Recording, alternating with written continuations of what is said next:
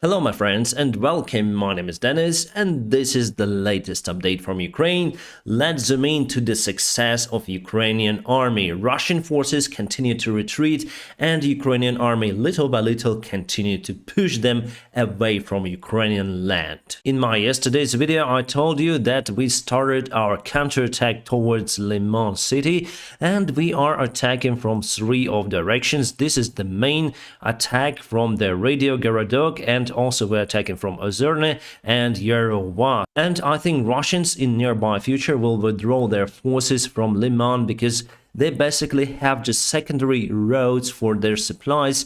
If we take this very important city of Liman, basically we can reach their next point is Crimea, which is in Lugansk region. The problem with Liman city is that Russia was able to build the defense line and it's hard to break it for our forces, but still we have, I think, superiority in that place. And next week, my friends, we're gonna take this city for sure. And we have some of the movement here today. So it was yesterday, you see this picture was like that, and now the fighting is ongoing very close to the city itself, and this blue region pushed a little bit towards Russia. It's great. Also, recently the weather turned very bad. We have strong winds, we have rains.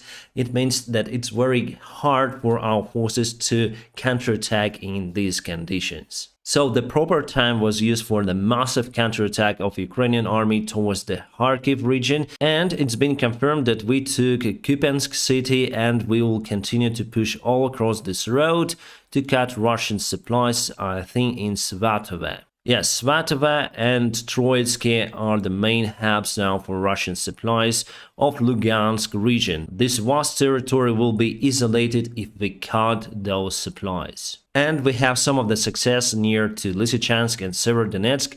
The fighting is ongoing nowadays for Belgorod, and we already have the photos. The photo proof that our forces took this village. This village is very famous because before Russia tried to cross the Seversky Donets river over here around 3 months ago, they were just devastated by Ukrainian artillery fire and they lost more than 70 armored vehicles and tanks in attempt to cross this shore to Belgorod. And now we're taking this village again. So those heavy losses that Russia has during this war are for nothing. And let me show you the timeline. So it was yesterday and it is today. So we took this part and we are very close, I would say, to Lysychansk itself. How far away are we? Around 7 kilometers from the city center. It's quite great. If we take this road, basically we can go to Severodonetsk, but from the information you may know, there are no bridges any longer, so we'll have to cross this river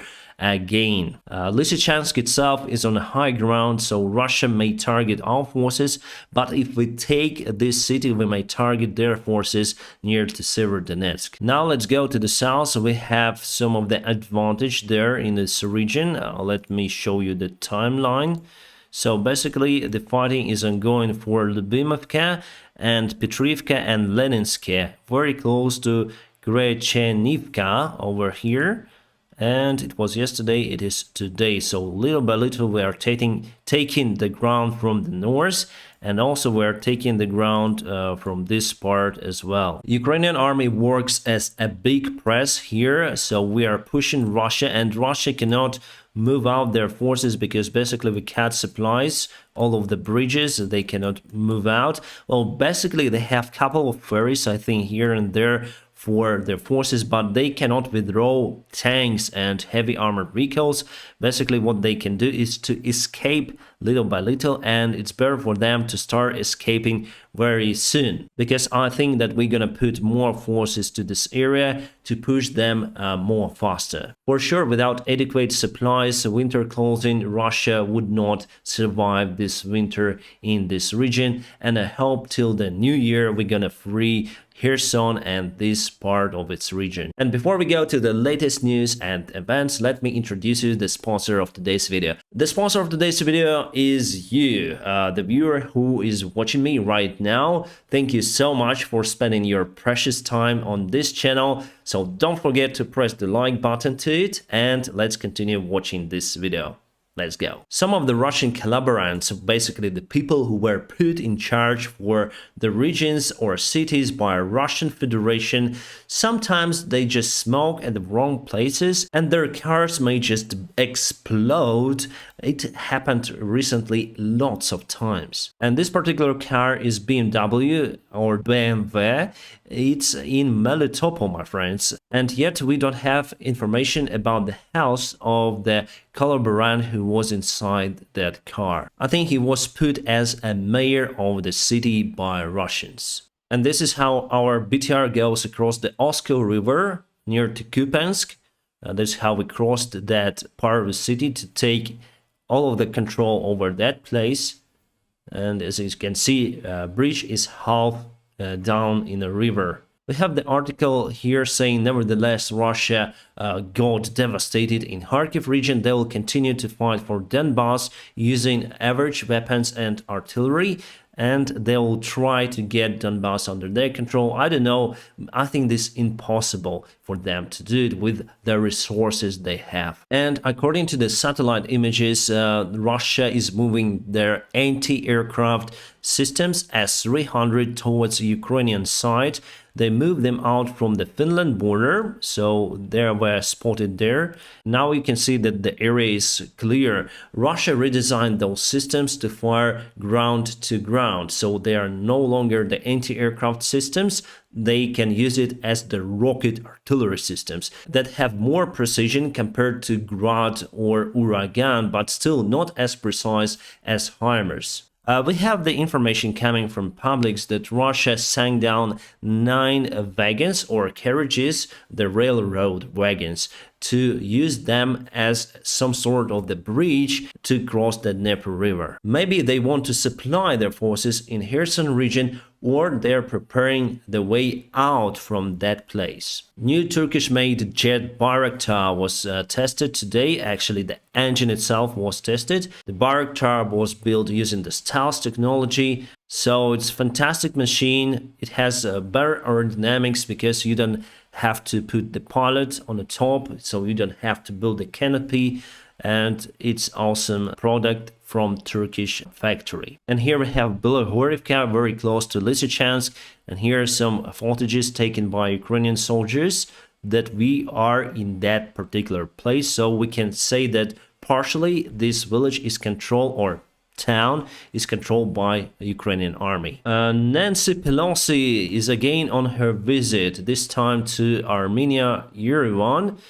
Oh my god, she's more than 80 years old and she's in good shape for traveling. I'm very surprised, and she flies in Boeing 737 modification, which is quite uncomfortable for the long adventures, I would say. And this is the memorial for Armenian people who were killed during the massacre. And Nancy basically said that they supported Armenia in many ways, and I think this move was done to remove Armenia from the military alliance with Russia. We call it ODKB, so there is Russia, Belarus, Tajikistan, Kyrgyzstan, Kazakhstan, and Armenia. Armenia asked for military help from this alliance, but Russia refused, and basically alliance itself showed that it's not functioning as it should be. I think that's the main point of this visit. So probably United States will gonna move Armenia from that military alliance, saying that okay, we're gonna protect you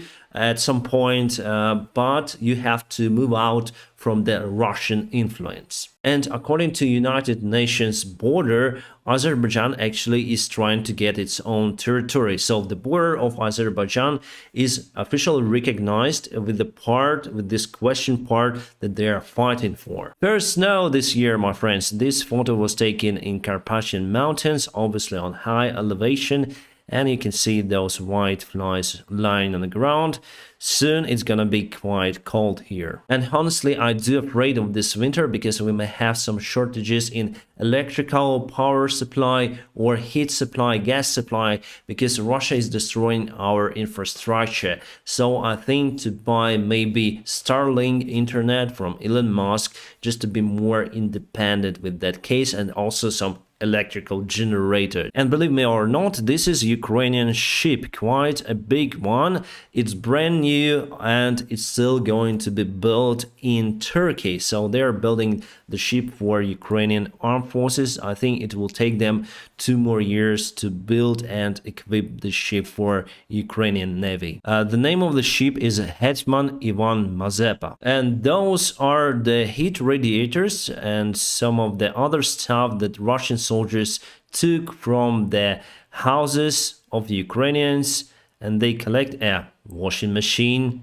They absolutely admire that stuff, and basically after that they run away. This was filmed in Kyiv region, my friends. Ukraine still conducts some talking with the United States about the F-16's delivery to Ukrainian Air Forces. Those talks are not open to media today, but still they are ongoing.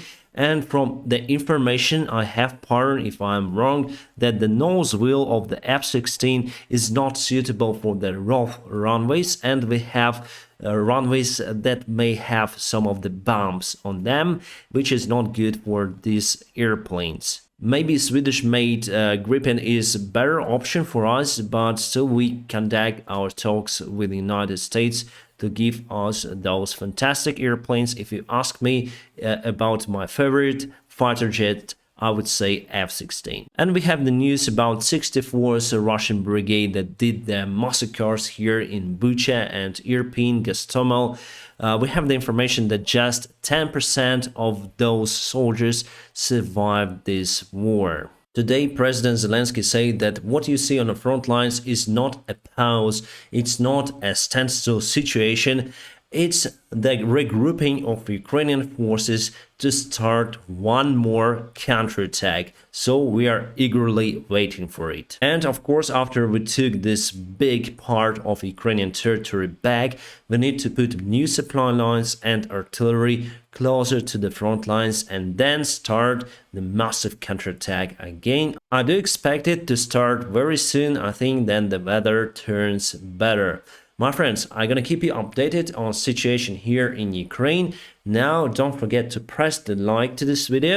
Also, if you want to support this channel financially, there are some links under this video for you to do so. You may support me on PayPal, Patreon, or Donatella, whichever you like.